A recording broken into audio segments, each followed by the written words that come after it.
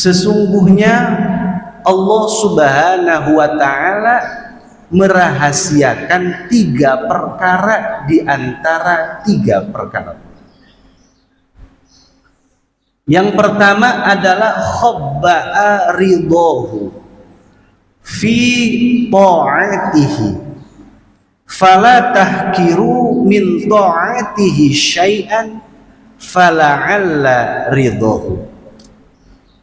Yang pertama adalah Allah merahasiakan ridhonya di dalam ketaatan seorang hamba kepada Allah.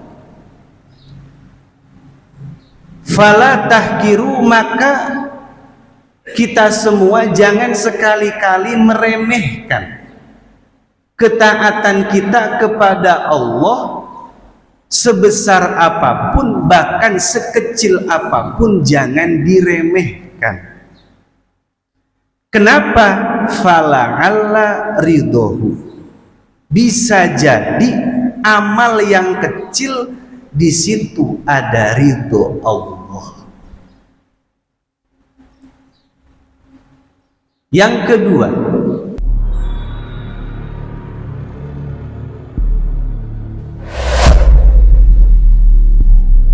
Bismillahirrahmanirrahim. Assalamualaikum warahmatullahi wabarakatuh.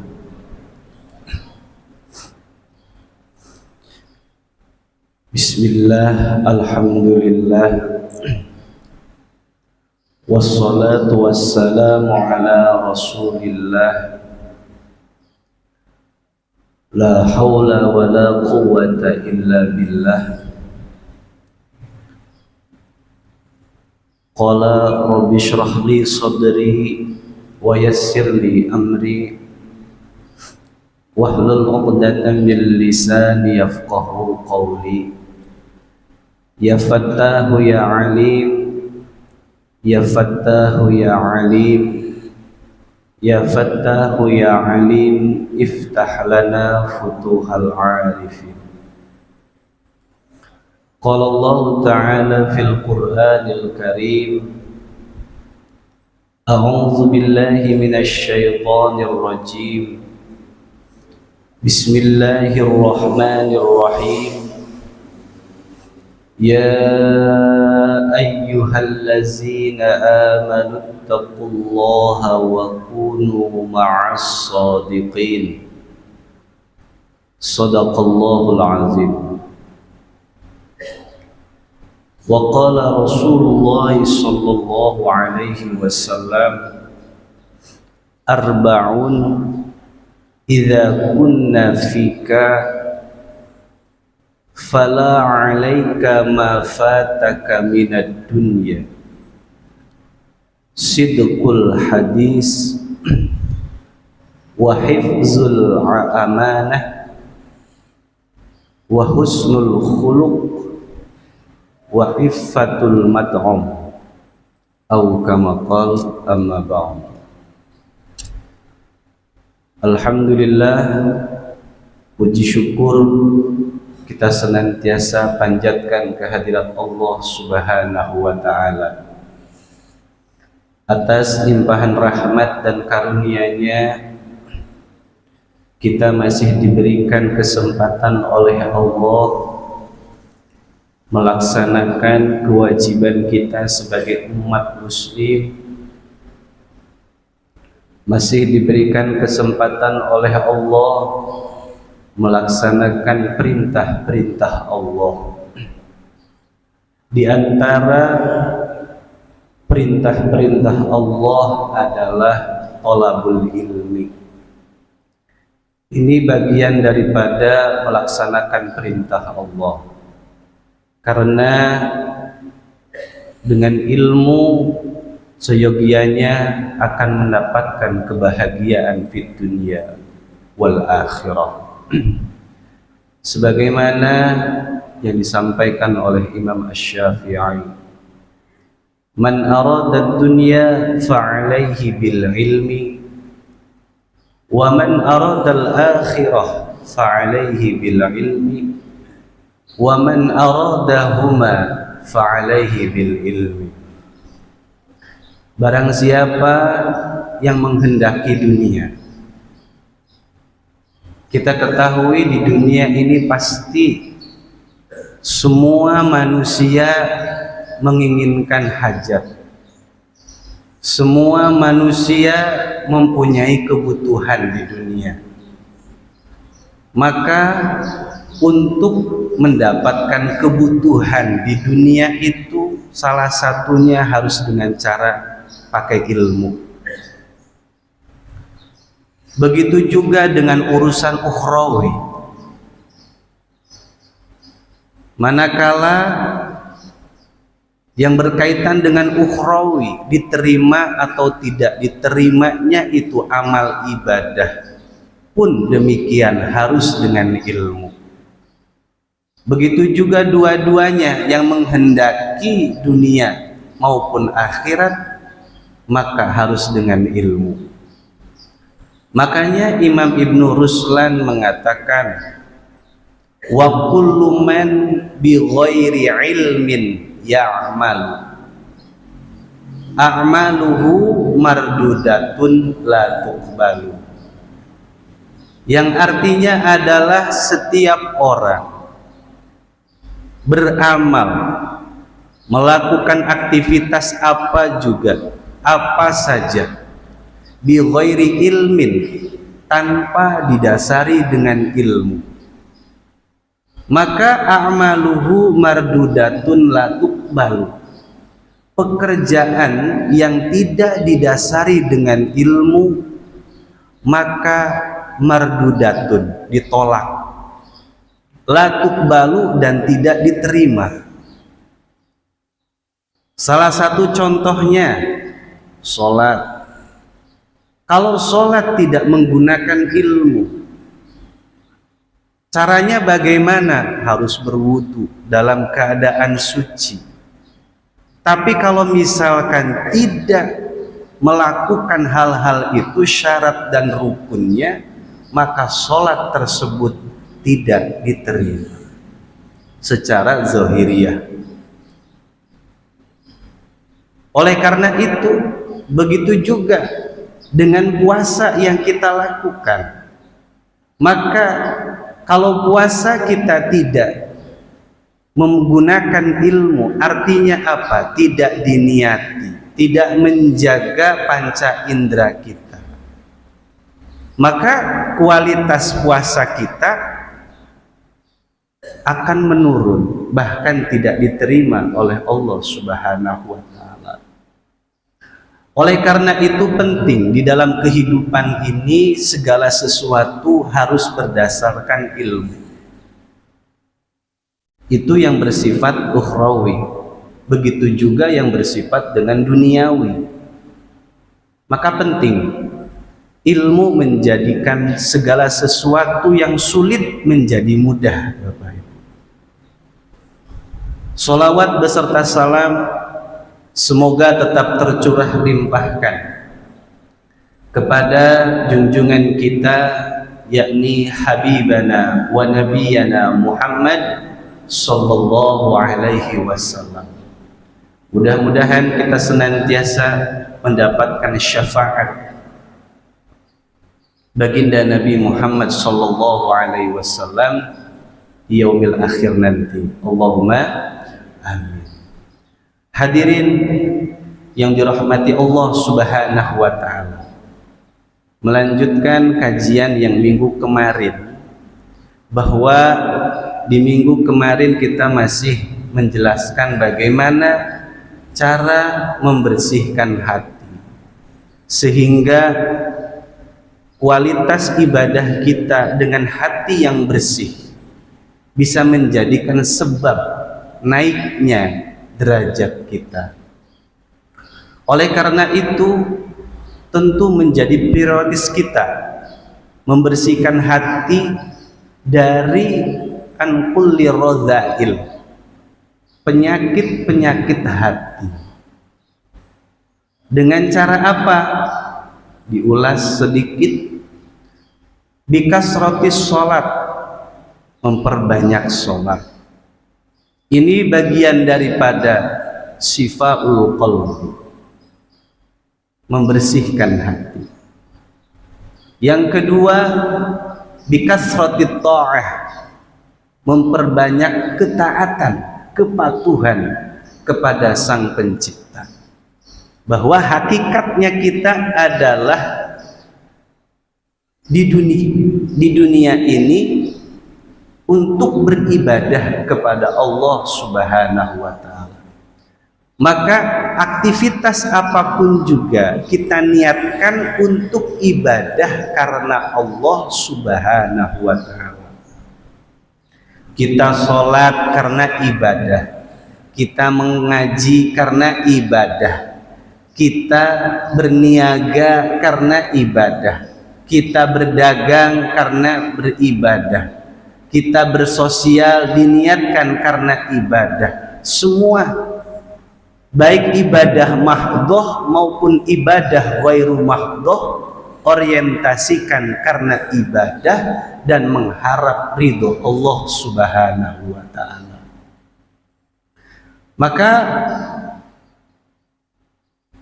Syekh Imam Ali Zainal Abidin mengatakan, innallaha khabba'a salasan fi salasin. Sesungguhnya Allah Subhanahu wa Ta'ala merahasiakan 3 perkara di antara 3 perkara. Yang pertama adalah khabba'a ridahu fi ta'atihi fala tahkiru min ta'atihi syai'an fala'alla ridahu. Yang pertama adalah Allah merahasiakan ridhonya di dalam ketaatan seorang hamba kepada Allah.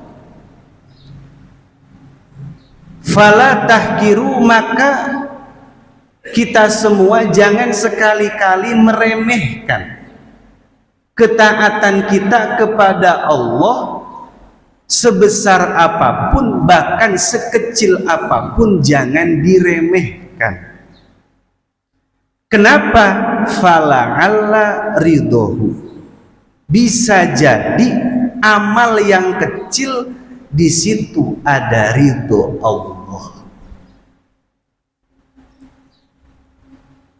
Yang kedua, wa khabba'a sukhtahu min ma'siyatihi fala tahkiru min ma'siyatihi syai'an fala'alla sukhtahu fihi.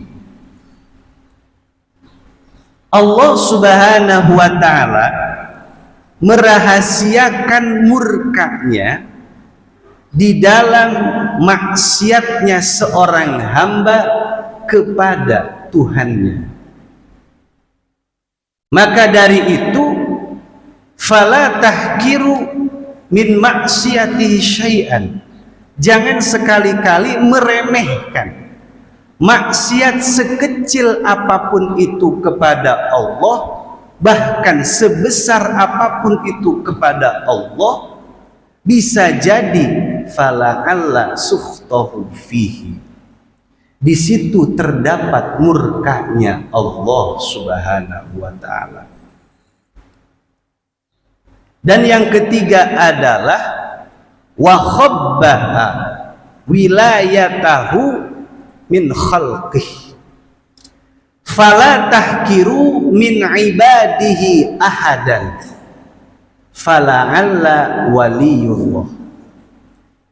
Yang ketiga ini adalah Allah merahasiakan kekasihnya. Oleh karena itu, jangan sekali-kali meremehkan orang-orang.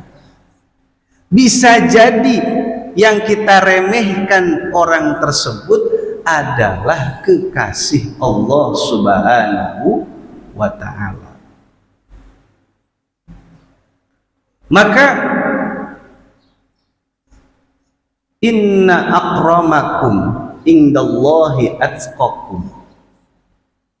Sesungguhnya yang mulia di sisi Allah Subhanahu wa taala adalah ketakwaannya seseorang tersebut kepada Allah Subhanahu wa taala. Masalah ketaatan itu adalah yang tahu hambanya dengan Allah Subhanahu wa taala. Maka jangan sekali-kali kita meremehkan seseorang, siapapun juga, karena kita belum tentu tahu. Maka ada suatu hikayah Bapak Ibu di dalam kitab Mau'izatul Usfuriyah, disebutkan bahwa di zaman Nabi Musa alaihissalam, bahwa Nabi Musa diperintahkan oleh Allah Subhanahu wa taala, wahai Musa, bahwa di suatu desa tersebut ada seseorang yang meninggal dunia.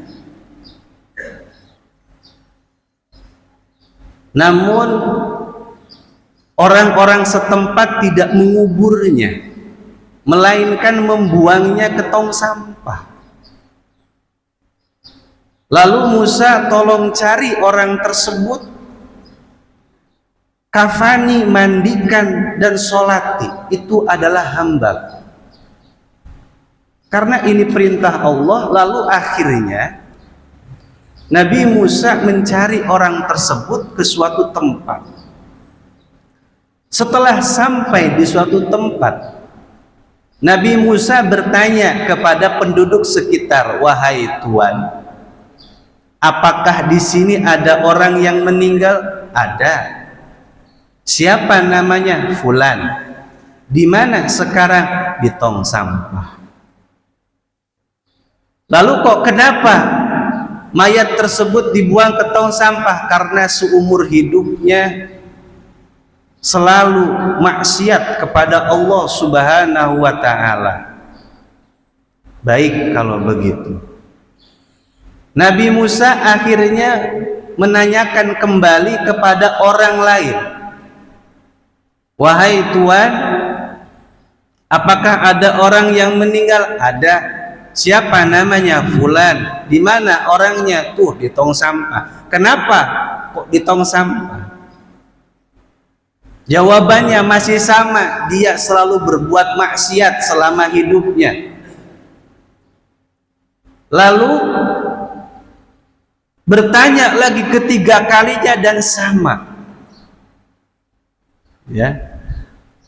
Pada yang ketiga kalinya lalu berdoa, ya Allah, bahwa dari pandangan manusia orang tersebut adalah maksiat dan banyak dosanya.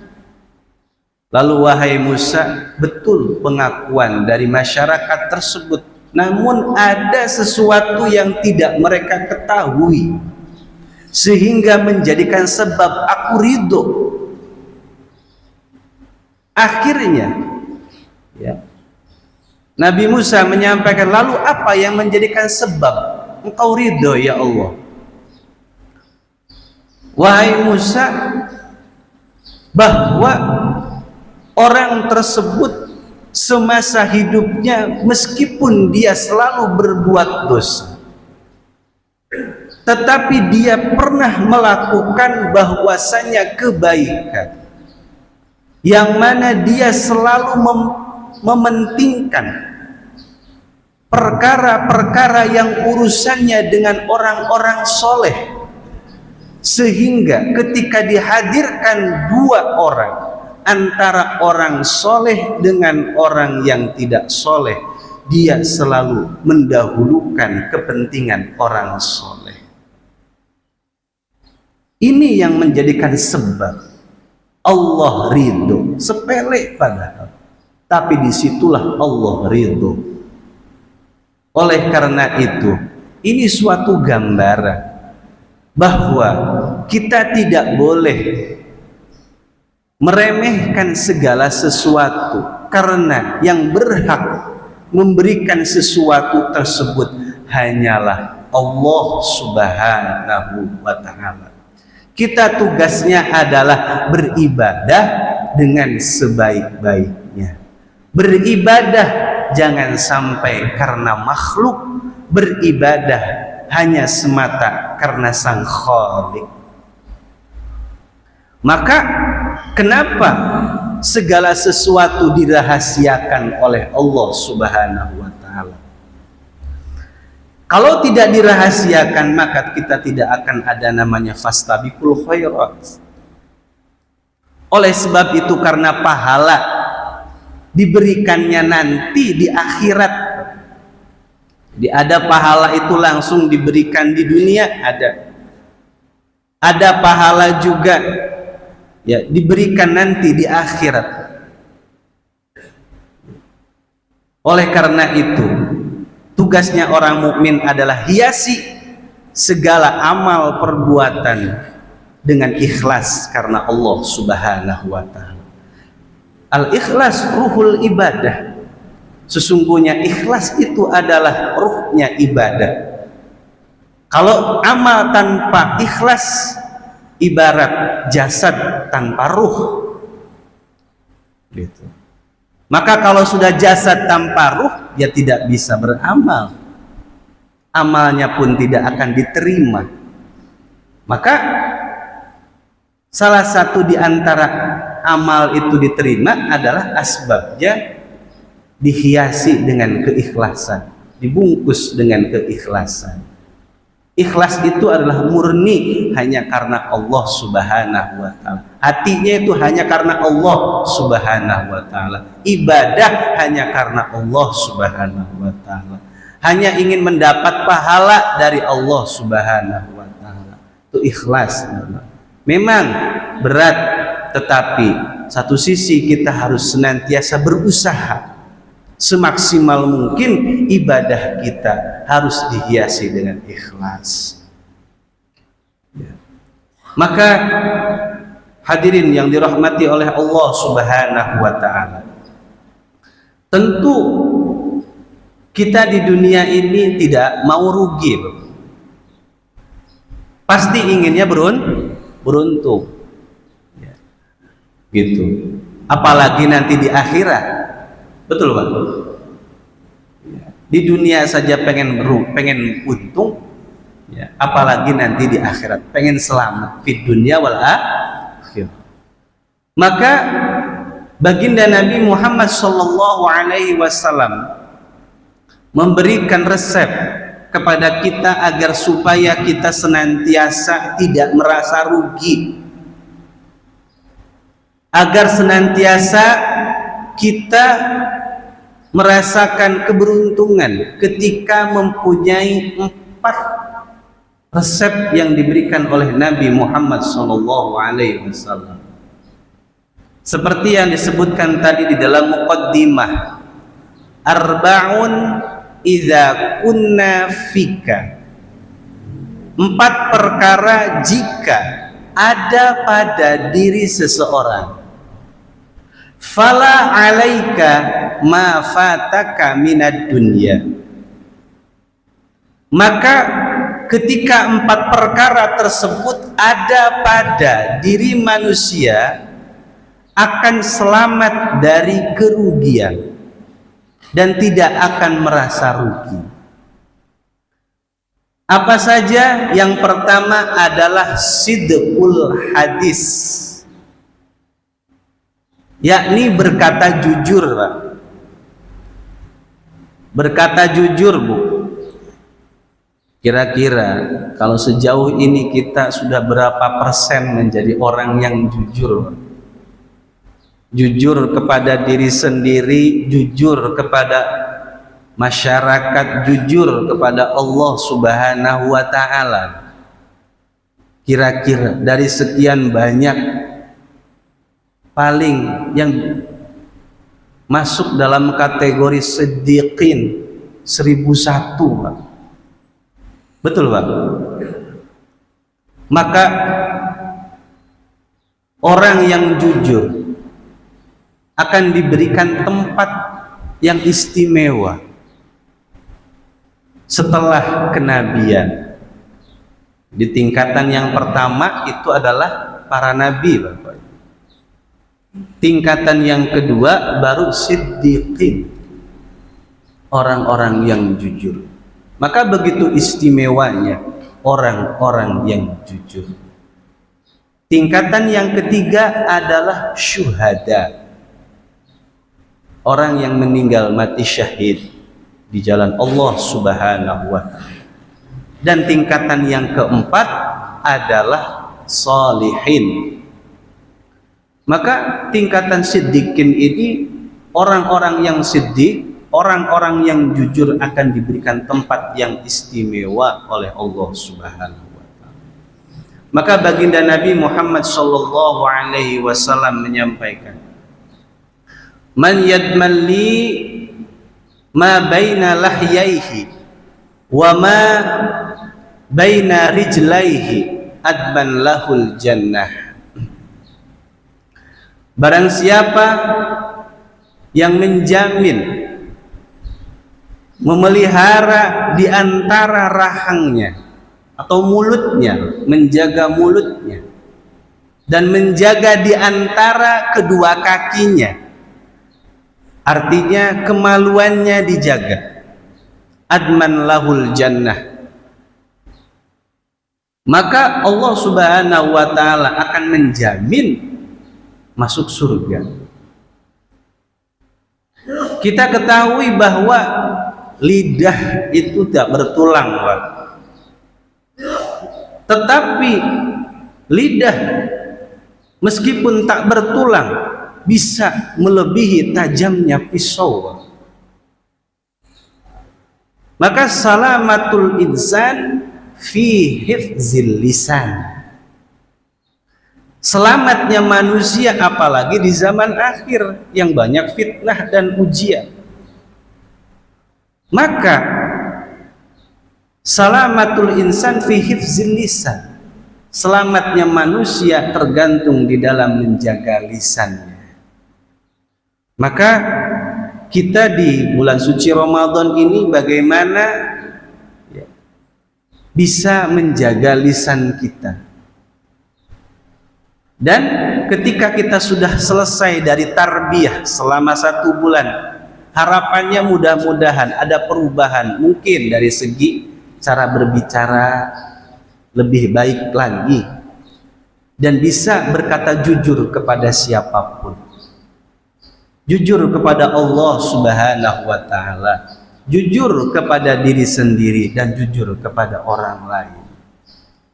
Bahwa hikmahnya jujur itu luar biasa, Bapak Ibu. Di antara hikmahnya ada suatu hikayah. Ini cerita lagi, Bapak Ibu. Ada suatu hikayah bahwa Syekh Abdul Qadir Al-Jailani qaddasallahu sirrah, Syekh Abdul Qadir ketika masih kecil hendak pergi menuntut ilmu ke negeri Baghdad, mencari ilmu. Lalu Syekh Abdul Qadir Al-Jailani ini diberikan bekal oleh ibunya sebesar 30 dirham. Kalau dikonversikan sekitar ke rupiah 130 juta. Banyak. 30 dirham ini lalu dibuntel, dibuntel bahasa sininya ya, diikat dalam kain lalu disimpan di ketiaknya Syekh Abdul Qadir Al-Jailani. Setelah Syekh Abdul Qadir Al-Jailani siap mau mencari ilmu, pesan dari ibunya, "Nak, selama di perjalanan maupun mencari ilmu, kamu harus jujur dan tidak boleh berbohong." Itu pesan dari ibunya kepada anaknya. Setelah itu Syekh Abdul Qadir Al-Jailani berangkatlah bersama rombongan menuju Baghdad. Nah, di tengah-tengah perjalanan ada 30 orang kelompok begal Ini 30 kelompok orang, ya 30 orang begal dan membegal kelompok yang bersama dengan Syekh Abdul Qadir Al-Jailani pada saat itu. Lalu Syekh Abdul Qadir Al-Jailani dan rombongannya, biasa namanya begal, meminta barang bawaan termasuk harta benda yang ada pada kelompok tersebut, rombongan tersebut. Ya. Setelah diambil, dirampas semuanya, termasuk Syekh Abdul Qadir Al-Jailani, ditanya, wahai anakku, wahai nak, kamu bawa apa? Jawab Syekh Abdul Qadir Al-Jailani, bawa uang. Berapa? 30 dinar. Terkejut perampok tersebut dan tidak percaya. Kalau mau saya buktikan, saya buktikan. Lalu akhirnya ditanya lagi oleh orang yang kedua, betul kamu bawa 30 dinar? Betul. Dan itu masih tidak percaya. Akhirnya ditanya lagi, seterusnya. Pada akhirnya sampailah dilaporkan kepada ketua gengnya, wahai kepala perampok, ini ada anak kecil bawa uang 30 dinar. Saya nggak percaya. Lalu apa? Coba panggil anaknya ke sini. Dipanggil, Pak. Siapa namamu? Abdul Qadir Al-Jailani. Betul kamu bawa duit 30 dinar? Betul. Kalau nggak percaya saya buktikan. Dibuktikan, Pak. Ini. Dibuka, betul bawa 30 dinar. Melihat apa yang dilakukan Syekh Abdul Qadir Al-Jailani, si kepala perampok tersebut terheran-heran, takjub. Wahai nak, baru selama ini saya merampok menemukan orang yang jujur. Kenapa kamu jujur? Seharusnya kamu berbohong supaya tidak diambil. Ini duit 30 dinar. Jawaban Syekh Abdul Qadir Al-Jailani simpel saja. Wahai tuan, saya berkata jujur karena saya diwasiati oleh ibuku, bahwa wasiat dari ibuku kepadaku bahwa harus senantiasa berkata jujur dan tidak boleh berbohong. Setelah mendengarkan itu, baru kepala perampok tersebut merasa malu dan menangis di hadapan Syekh Abdul Qadir Al-Jailani. Wahai anakku, betapa malunya diriku. Selama ini saya berbohong kepada orang-orang, berbohong kepada sekitarnya, dan termasuk berbohong kepada Allah Subhanahu wa Ta'ala, meninggalkan segala perintahnya. Lalu saat ini aku bertemu denganmu, menjadikan sebab diriku sadar akan perbuatanku ini bahwa salah. Akhirnya kepala perampok tersebut bertaubat atas dasar melihat kejujuran Syekh Abdul Qadir Al-Jailani. Nah, bahwa kejujuran akan menumbuhkan kebahagiaan, kejujuran akan menumbuhkan ketenangan, kejujuran akan membawa kebaikan bagi siapapun juga. Maka ketika ada pada diri seseorang, insya Allah jujur akan mendatangkan kebaikan. Karena baginda Nabi Muhammad SAW, di antara salah satu sifat baginda Nabi adalah as-siddiq. Lawan daripada siddiq adalah al-kadzib, berbohong. Begitu juga al-kadzib memiliki posisi nomor 2 setelah iblis. Oleh karena itu, kita berusaha menjauhi sifat al-kadzib dan menjadikan diri kita orang yang senantiasa jujur. Gitu. Hadirin yang dirahmati Allah Subhanahu wa Ta'ala, Yang kedua, yang menjadikan sebab orang tidak akan rugi ialah wahifzul amanah, menjaga amanah. Tentu kita diamanati oleh Allah Subhanahu wa taala di dunia ini adalah hanya untuk beribadah. Bukan berarti ibadah plek, sholat, lalu mencari rizki ditinggalkan, ma'isyah ditinggalkan. Maka tadi di awal jadikanlah segala sesuatu menjadi nilai ibadah, gitu. Jadikan segala sesuatu menjadi nilai ibadah. Karena ya tadi salah satunya adalah untuk menjaga amanah kita sebagai insan, yakni beriman dan patuh kepada Allah Subhanahu wa taala di dunia ini. Gitu. Dan yang ketiga adalah yang tidak akan rugi wa husnul khuluq, mempunyai budi pekerti yang baik. Jadi bagaimana kita senantiasa memiliki budi pekerti yang baik? Hiasi diri kita dengan sesuatu akhlak yang baik. Contoh, saling menyayangi yang tua kepada yang muda, saling menghormati yang muda kepada yang tua. Karena al-mu'min lil mu'min kal bunyan yashuddu ba'duhum ba'du. Mukmin dengan mukmin yang lain itu ibarat kal bunyan, seperti bangunan, Pak. Yashuddu ba'duhum ba'du, di mana saling menguatkan satu sama lain.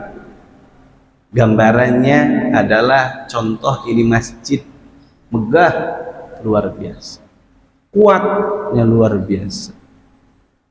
Komponen-komponen yang ada pada masjid ini adalah ridho dan saling menguatkan satu sama lain. Seandainya ini masjid nggak ada yang mau jadi bataknya, nggak ada yang mau jadi gentengnya, nggak ada yang mau jadi keramiknya dan lain sebagainya, maka niscaya tidak akan jadi masjid yang kokoh, Pak. Gitu. Bisanya kokoh itu karena apa? Karena saling menguatkan di dalam. Makanya orang mukmin harus senantiasa saling menguatkan satu sama lain. Harus saling memberikan sesuatu hal yang positif. Jangan saling mencerai-beraikan antara mukmin dengan mukmin yang lainnya. Maka akhlak yang baik menjadi dasar untuk senantiasa mendapatkan keberuntungan dan tidak akan rugi di dunia ini. Dan yang terakhir adalah wa'iffatul mat'um, yakni tidak boleh serakah. Karena serakah ini adalah sesuatu sifat yang tercela. Orang tidak akan merasa puas. Kenapa tidak puas? Karena tidak bersyukur. Maka lawan daripada tamak atau serakah adalah bersyukur. Maka jadilah hamba yang bersyukur kepada Allah Subhanahu wa taala. Keadaan apapun, kondisi apapun, kita harus senantiasa bersyukur kepada Allah Subhanahu wa taala. Maka di akhir-akhir ini kita dihadirkan di dalam televisi, Masya Allah, orang bisa ngambil itu sebanyak ratusan triliun, Pak ya. Mungkin kita belum pernah nampak itu duit segitu banyaknya, Pak ya. Dan itu bisa diambil, bahkan yang terbaru lagi bahkan sampai 900 triliun. Ya Allah, ya Rabbi. Padahal kurang apa, Pak? Gaji sudah besar dibandingkan dengan kita.